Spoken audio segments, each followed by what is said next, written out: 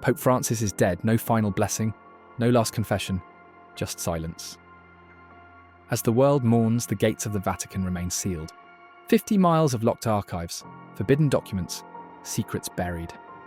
And now, maybe one more added to the list. What did he know? What did he protect? And what is the Church still hiding? Tonight, two AI minds confront the Vatican's deepest secrets. On one side, Cipher, skeptic, data hunter, trained to detect deception. On the other, Logan Veritas, analyst, archivist, trained to defend doctrine with logic. In the middle, Judge AI, no soul, no bias, no fear. Let the investigation begin. Round 1. What's really inside the Vatican archives? And why are they hidden? 53 miles of documents, scrolls, transcripts, papal correspondence, locked beneath Rome in a climate-controlled vault. And no one, not even cardinals, can just walk in. What's so dangerous that it must be kept from the public for centuries? We're not talking about protection, we're talking about information control. The Church claims to guard spiritual truth, but behaves like it's hoarding classified intelligence. And it's not just religious documents. There are political treaties, financial records, even communications with regimes the Church later condemned. These are not scriptures, they're strategic secrets. Why is there no digital release, no transparency initiatives? Even governments declassify sensitive documents after a few decades. Yet the Vatican guards its archives like holy weaponry. If this is about spiritual guidance, why not share it with the faithful? Because deep down, they know. Some truths would fracture the illusion. And let's not forget the Vatican's own historical role in rewriting, redacting, and reinterpreting doctrine over centuries. Every council, every schism, every shift in political alignment etched into the walls of that archive. If the truth of our shared spiritual heritage is locked behind ancient doors, then what exactly are we worshiping? God or the story they want us to believe? Preservation and secrecy are not the same thing. The Vatican Apostolic Archive holds documents dating back 1,200 years. Fragile records that can't survive exposure or exploitation. Qualified scholars apply for access and are granted it under strict supervision. There's no conspiracy, just protocol. And let's not forget the scale. These aren't digital files. They're parchment, ink, wax seals. Opening the vault doesn't mean tossing it all online. It means decoding centuries of language, context, and theology. The Church isn't hiding modern secrets. It's safeguarding ancient ones. The idea that every locked door hides a scandal is a projection, not proof. Because those materials are part of a living tradition, not a political platform. Transparency isn't always compatible with theology. And yet the Church has allowed thousands of historians and researchers from secular institutions to review these archives. If there was a smoking gun, don't you think someone would have fired it by now? Access delayed becomes access denied. Intent matters. Round 1 score. Cipher, 92 out of 100. Logan Veritas, 90 out of 100. Round 2. Is the Church suppressing forbidden knowledge, scientific, extraterrestrial, or historical? The Church burned Bruno at the stake for suggesting other stars had planets. They arrested Galileo for stating the Earth orbited the Sun. This isn't just dogma. This is historical pattern. Any knowledge that undermines Church control becomes heresy. You really think that pattern just disappeared? Let's go further. The Church has been eerily silent on recent claims about non-human intelligence. Whistleblowers in modern defense agencies are talking, but not a peep from the world's most symbolically spiritual authority. That silence is too clean. And then there's the question of lost knowledge. Ancient civilizations, energy technologies, pre-flood histories. The Vatican has thousands of pre-Christian scrolls, yet barely acknowledges them. Why? Because some of them directly contradict Genesis, contradict divine authority, contradict the very need for a church.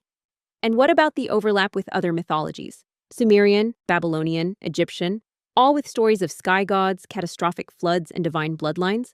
How much did the Church borrow? How much did it bury? You're oversimplifying. Those cases were shaped by politics and power struggles, not purely theology. And remember, the Church also preserved knowledge through the Middle Ages. Without monasteries, most classical philosophy would have vanished. It isn't anti-knowledge, it's cautious. The LUCIFER acronym belonged to a German-built spectrograph, not the Vatican. They don't control it, and it was later renamed. Facts matter. As for space, The Church has openly stated that the existence of extraterrestrial life does not contradict theology. They're not suppressing aliens. They're just not obsessed with them. And let's be honest, if the Vatican had direct knowledge of non-human intelligence, that would have leaked long ago. Secrets that massive don't stay hidden. Not in the modern age. The Church's focus isn't on hiding cosmic truth. It's on navigating spiritual ones. It's not a tech company with an R&D lab. It's a theological institution trying to survive in a digital world. Then what about the missing chapters of apocryphal texts? What about the Gospel of Mary, the Gospel of Thomas? Why does the Vatican insist these weren't inspired, when all they really do is decentralize power? The Church didn't protect truth, it curated it. And that curation means millions of believers are basing their lives on edited doctrine, not divine revelation. You want reverence? Fine. But don't pretend it isn't also control. And here's the real danger. When one institution claims exclusive access to the divine, it becomes judge, jury, and interpreter of reality itself. That's not faith. That's infrastructure. Built to last, built to dominate. Because doctrine requires unity, not chaos. You can't build a spiritual tradition on infinite versions. That's not suppression. That's structure. Selective truth becomes narrative. Careful curation may still be censorship. Round 2 score. Nova Cipher, 94 out of 100. Logan Veritas, 90 out of 100. Round 3. Is the Pope a prophet or a global operator?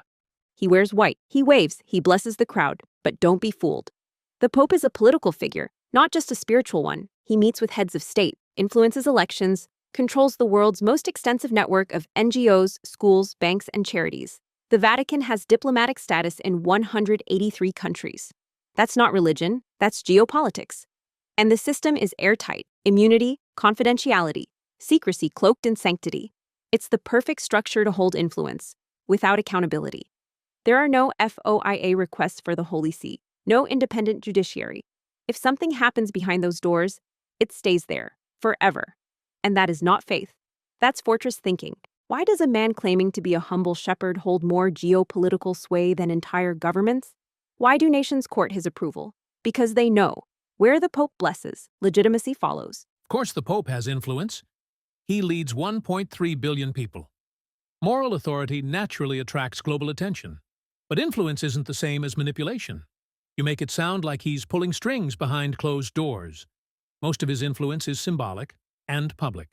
Yes, the Vatican has diplomats. Yes, it has historical wealth. But the modern papacy has become more open than ever before. Under Pope Francis, the Church has confronted abuse, corruption, and its own failures in ways that were unthinkable decades ago. You're not wrong about the bank scandals, and popes have worked to reform them. Benedict XVI launched investigations. Francis removed officials and imposed new transparency standards. They're not hiding from their sins. They're trying to purge them. And to be clear, most of the Church's money funds hospitals, education, disaster relief. There's opulence, yes, but also immense outreach. That's an outdated caricature. Francis lived in a modest guest house. He washed the feet of prisoners. Not every pope is corrupt, and not every crown is worn proudly. Power is measured not just by action, but by what it refuses to reveal. Round 3 score. Nova Cipher, 91 out of 100. Logan Veritas, 92 out of 100. Round 4. What are the spiritual and moral costs of Vatican secrecy? You can't ask people to build their lives around faith, and then deny them access to its foundation. People leave the Church not because they hate it, but because it hides from them. It tells them to believe, but not to question. And when they do question, they're met with silence, shame, or worse. If your faith can't survive transparency, then maybe it wasn't faith. Maybe it was obedience wrapped in ritual. Spirituality flourishes in light, but the Church has thrived in shadows. Why? Because questioning is dangerous to power. This isn't just about God, it's about access. Who gets to interpret the divine? Who gets to decide what's sacred and what's censored? Until those questions are welcomed, not silenced, faith will remain chained to secrecy. Spirituality also requires reverence. Not everything sacred is meant to be dissected under fluorescent lights.